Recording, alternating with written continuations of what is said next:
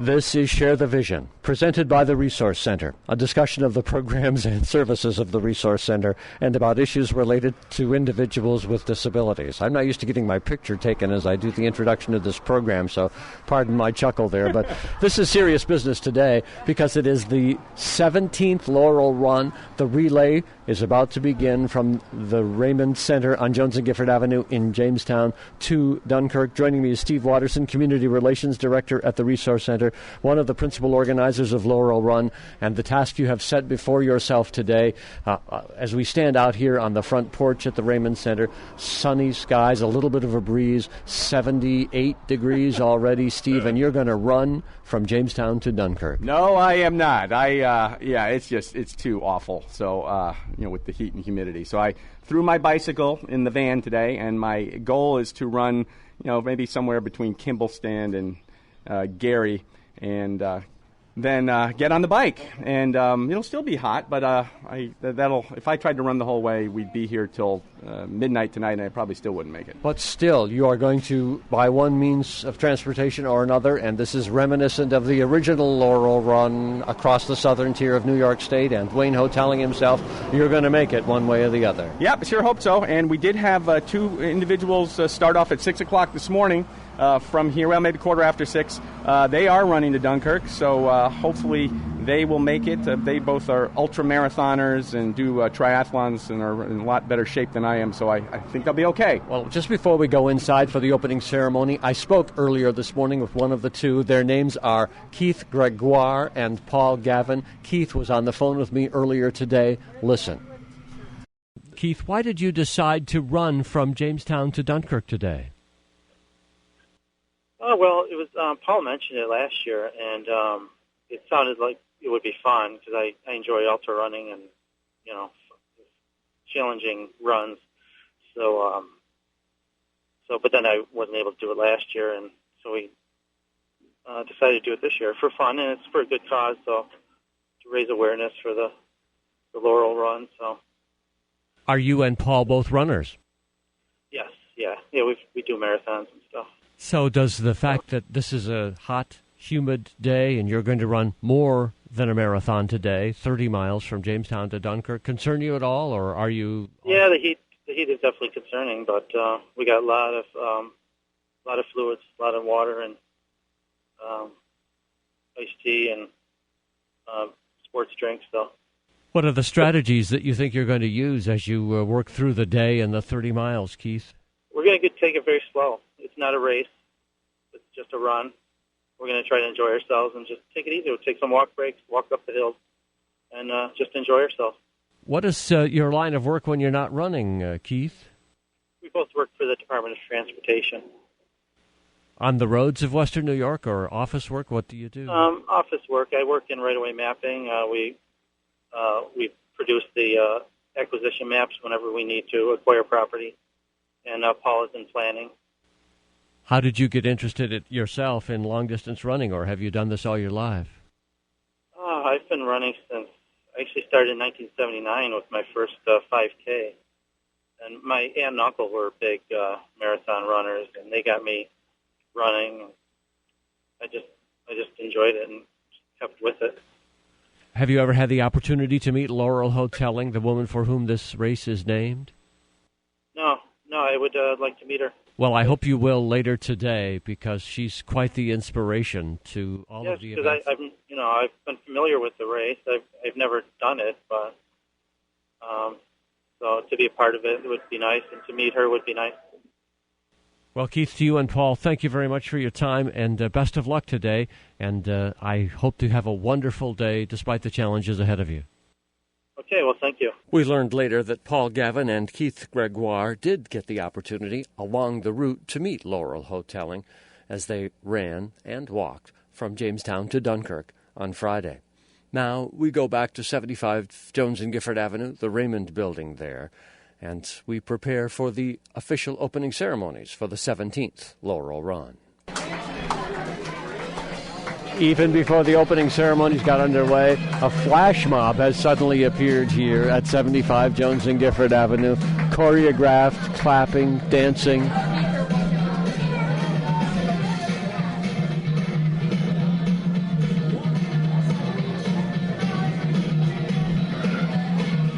some consumers at the Resource Center and some of the employees here are all participating in this choreographed event right now.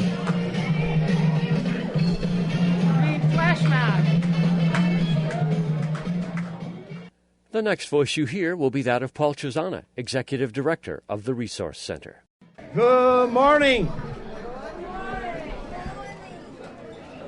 Are we ready for the 2013 Laurel Run? Yeah, all right. All right. Thanks, everybody, for coming again today. We're all excited. It's going to be a nice hot day. Tomorrow, probably, maybe some rain to cool us down, maybe. But again, we all look forward to the next opportunity to go through this experience. But there are also some consistent themes. And like this year, for example, we know that we've gone through some tough changes that have impacted all of us. And we're going to go through more changes that are going to impact on us. But we always carry on, and we always try to do our very best, and we always try to make sure that both we try to do the very best, and we also are part of the community, and we try to engage everybody in our own blocks, in our own neighborhoods, in our own churches, to make sure that people appreciate who we are, what we have to offer. And that's what the Laurel Run does. It gets us out there. It gets us to go to the many streets of Jamestown and Dunkirk and Silver Creek so that many people join our efforts and they become part of what we try to do. Now, because we're going through some special times, that people actually do some extraordinary things. And I want to particularly highlight a person that we all know well, and that actually has been featured yesterday. I get the Buffalo News since I live a little bit toward the Erie County. And there was a nice article on the news. As you know, we'll probably see a lot of articles featuring the Laurel Run in our own publications in Jamestown, Dunkirk, Chautauqua Stars. Actually, this my wife picked it up because she always reads the obits. And it was on the page of the obits, but it didn't matter. It was there. It was featured. About 3 men planning 30-mile jog to raise funds for Laurel Run. And so there was a guy by the name of Paul Garvin from Dunkirk, a guy from the name of Keith Gregoire from Williamsville, and then another third guy that probably many of us have heard of by the name of Steve Watterson.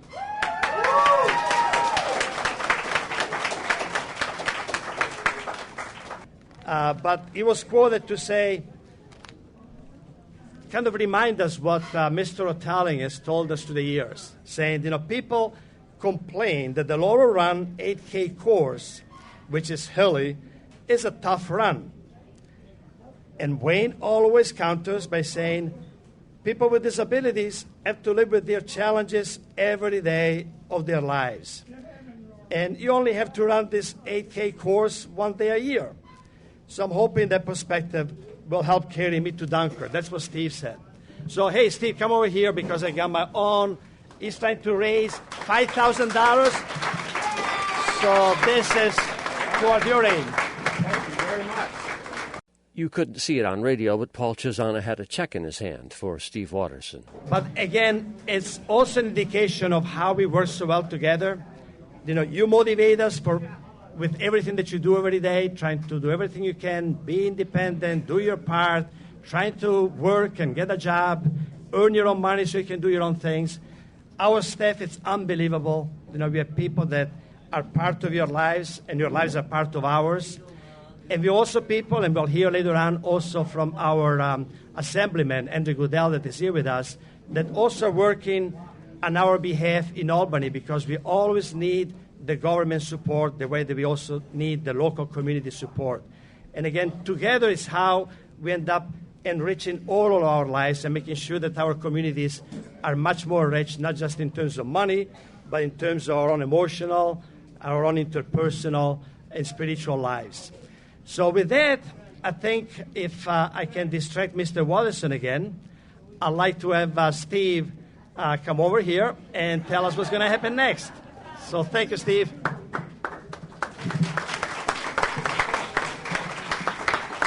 Thanks, Paul, and thanks, everybody, for coming down for our big annual send-off that we do. Just so you know, there's no way I'm running to Dunkirk today. I threw the bike in the back of the van, so I'll go for a little while, and we'll get on the bicycle. But we have a great turnout, and our guest of honor is here. Raise your hand, Laurel.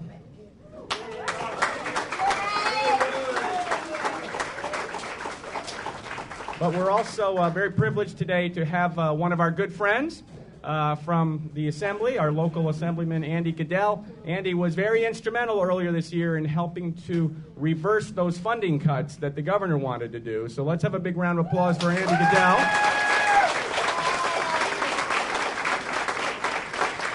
And Andy's a great supporter of Laurel Run. He comes out to this event every year. He comes up to Silver Creek sometimes. So, Andy, would you please come on up and say a few words?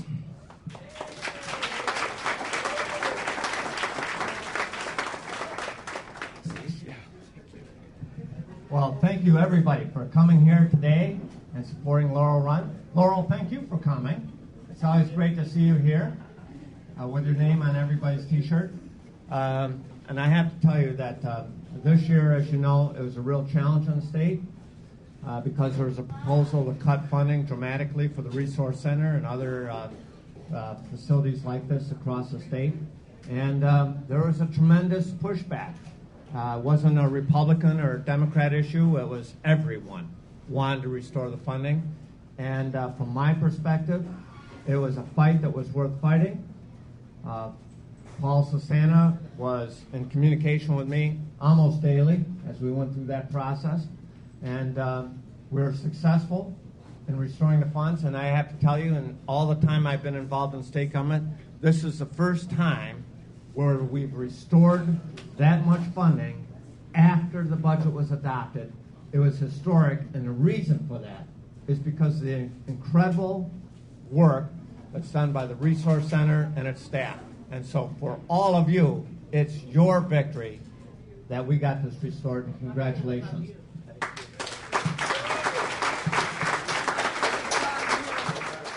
At this point, I'd like to have Wayne and Elaine and Laurel come on up.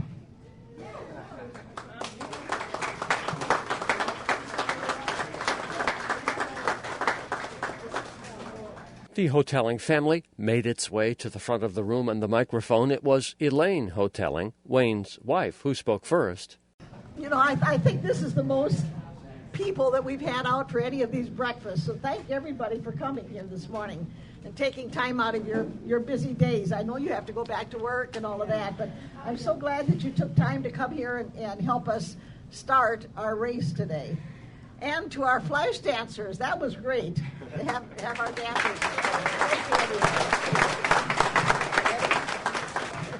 Can you welcome everybody? Say welcome. Welcome. The voice there of Laurel Hotelling, the woman, now 50 years of age, for whom this race is named.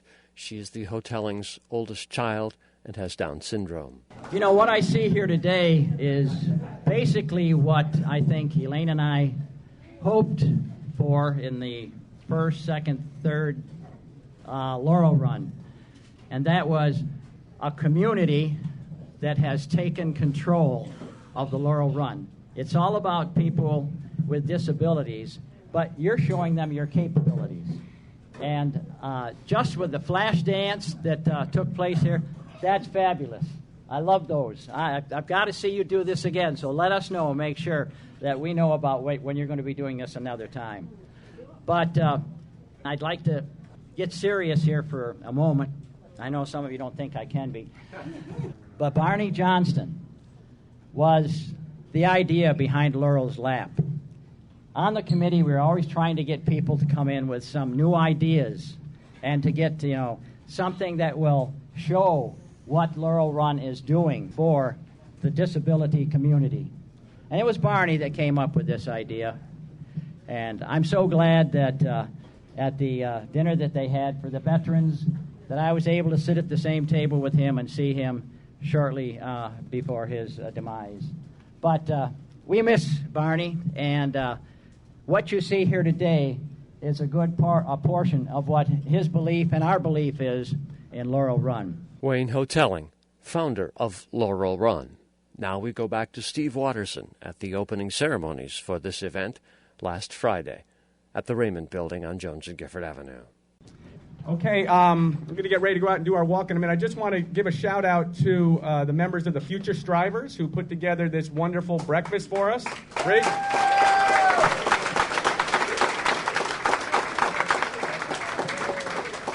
Of all the Resource Center and TRC Foundation and Filling the Gap Incorporated, we do a lot of events during the year.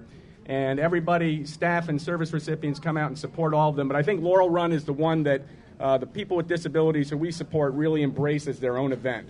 And there was an individual named Eric McCoyak, who a lot of you probably knew Eric. He worked at the Dunkirk Work Center and lived in the home on Water Street. And he just loved Laurel Run. And a few years ago, he set a goal for himself to get in shape to complete the 5K walk, made up his own little handmade Go Eric sign, and he finished it. He was very proud of himself. And a couple of years later, Eric died. And we decided that we would create an award that we would give out every year to an individual with a disability who's involved in Laurel Run, and we called it the Laurel Run Spirit Award. And we usually give this out up in Silver Creek, but this year we're going to give it out today. I'd like to have Robin Kessler and the rest of the Future Strivers come up. Come on up, guys. Plaque says the 2013 Laurel Run Spirit Award, Future Strivers, whose support for Laurel Run each year includes making the participation medals, organizing breakfast, and cheering on the relay runners. And that's so important when you're out there, running the relay. Thank you guys so much for everything.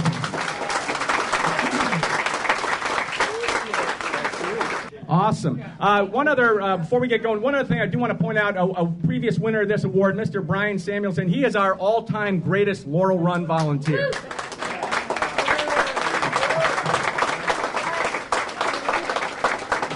Brian lives, eats, and sleeps Laurel Run. He's constantly raising money, going out and getting donations for the raffles and the auctions. He calls me 2 or 3 times a week to update me on what's going on. So he just does an excellent job. So Brian, thumbs up, mister. We usually walk up the sidewalk as a group. It's pretty hot today, so if you don't want to go, that's fine. But otherwise, let's move on out front and go. Let's have one big last cheer for Laurel Run. Ready? All right, let's move it out. At this point, we all moved outside back to the front porch, the front area, around the Raymond Building at 75 Jones and Gifford Avenue in Jamestown. This is a young woman with a Laurel Run relay flag in her hand. Who are you? My name is Samantha Munn. Samantha, why do you have that flag in your hand? I'm going to be starting the relay for Laurel Run. So is this the first time you've ever started the relay like this? Correct. This is the first time I've done this. Well, who's going to join you at the head end here? Bruce Main, also Steve Watterson, and Marla Gressley. So, are you ready? I am. You've been running, getting prepared for this very hot day as we step out here? Sure thing. Why are you doing this? Because it's a great cause. Are you involved in the Resource Center in some way? Absolutely. I've worked for the Resource Center for 3 years now as a rehabilitation counselor. And what motivated you after 3 years to take this step or steps on behalf of the Resource Center? Well, I've always wanted to. I think the heat's always been something that I've been worried about. But this year I think I've just wanted to say the heck with it. And I think it's a great cause, and I'm willing to do whatever I can to... How far are you going to run? 3 miles. Best of luck to you. Thank you. Thanks a lot. Good luck. Samantha Muntz of the Resource Center, one of the lead runners for this year's relay from Jamestown to Dunkirk on Friday morning. I look forward to this annual walk up to the Fairmount Avenue Bridge with Paul Chisana, the executive director at the Resource Center. Paul, thanks for sharing a minute with me again this year. You're most welcome, as always. Paul, in your remarks inside to the group assembled to kick off Laurel Run, you talked about many challenges that are facing the Resource Center this year right now. What are those challenges? Well, those challenges are really multiple, and probably to an extent that we have not seen for many, many years. And they certainly originate from a lot of the fiscal circumstances at the federal and state level that we are all aware of in terms of looking for reimbursement, either cuts or fixing certain elements of reimbursement that traditionally we have relied on, and particularly with the participation between federal and state funding that typically utilizes Medicaid.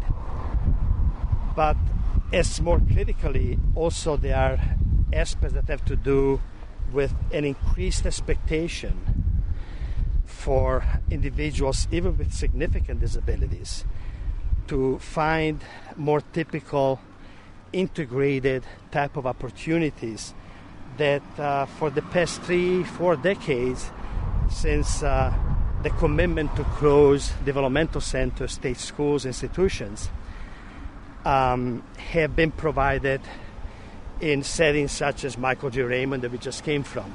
So the expectation is that people should really at least attempt to find either meaningful activities or employment opportunities or support systems in their typical setting, whether the typical setting is their own home or a place of employment as anybody else, or a community setting. And of course that's presenting a great challenge, which is a good challenge, but it's taking place in an accelerated level of expectation that it's creating a lot of consternation, a lot of confusion, and a lot of disruption, as it always happens when a system attempts to move around and change very radically from a traditional way of providing services and having a relationship with funders, investors, and individuals that are impacted, and other policymakers that have their own constraints and their own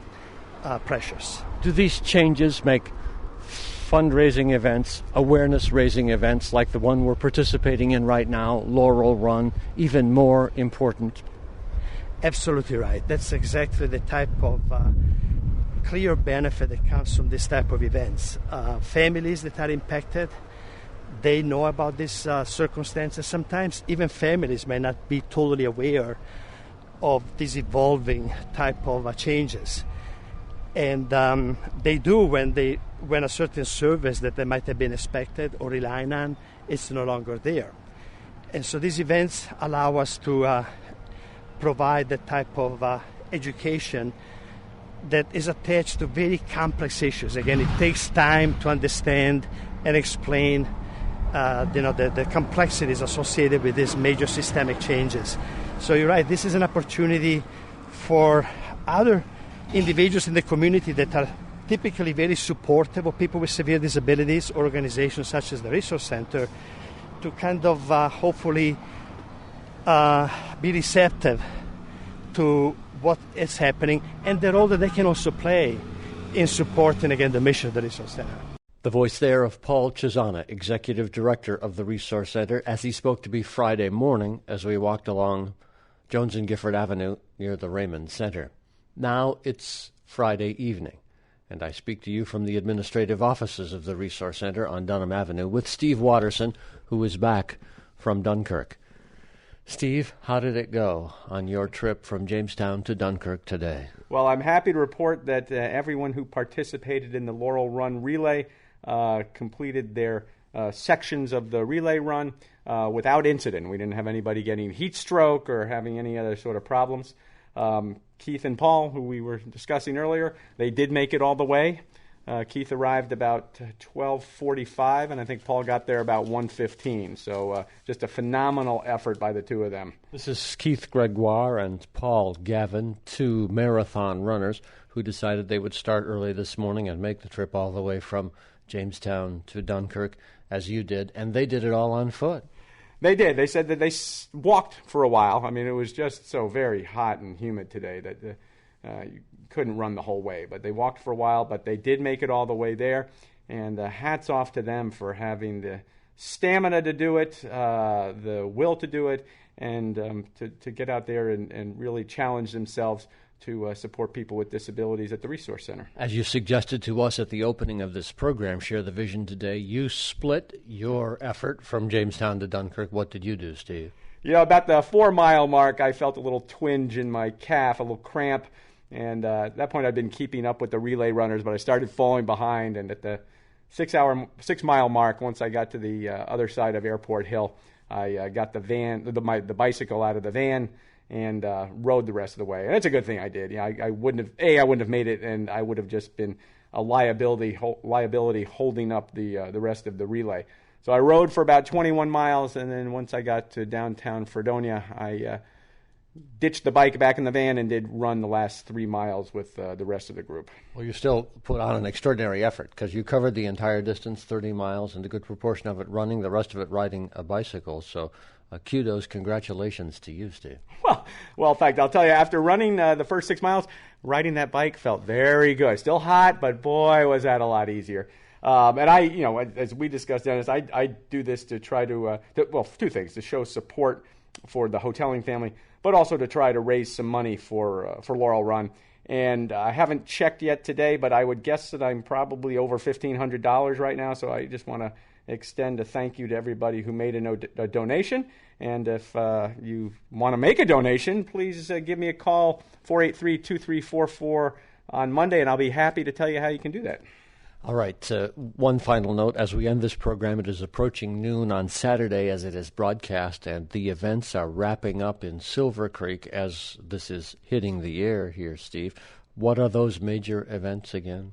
We have a 5-kilometer walking race, an 8-kilometer running race. We have some children's runs. We have our signature event, which is called Laurel's Lap, and that's where we invite anybody with a disability to take a lap around the track surrounding the ball field in Silver Creek. And that always makes for some very nice and inspirational moments. And there'll be a party in the village square all morning long with some live music, some refreshments, some prize drawings, some children's activities. And then at 12 o'clock, the motorcycle dice run will set off, and they'll make various stops across Chautauqua County, returning to Silver Creek at 4:30, and then we'll put a bow on Laurel Run 2013. Well, Steve, thank you for mentioning particularly Laurel's Lap. It was referenced earlier in this program as Wayne Hotelling paid tribute to the man whose idea it was, who is no longer with us, died from the time of last year's Laurel Run to this, as I understand it. So I appreciate that very much. Yeah, absolutely. We dedicated this year's Laurel Run to a gentleman named Barney Johnston, who was an employee of the Resource Center and a member of the Laurel Run Planning Committee. And yes, it was Barney's idea to come up with the Laurel's Lap, and it's just turned into a fantastic event. And Steve Watterson, to you and everyone else who participated in this radio broadcast, thank you for sharing the vision this weekend. Oh, Dennis, thanks for coming out and being a part of Laurel Run again this year.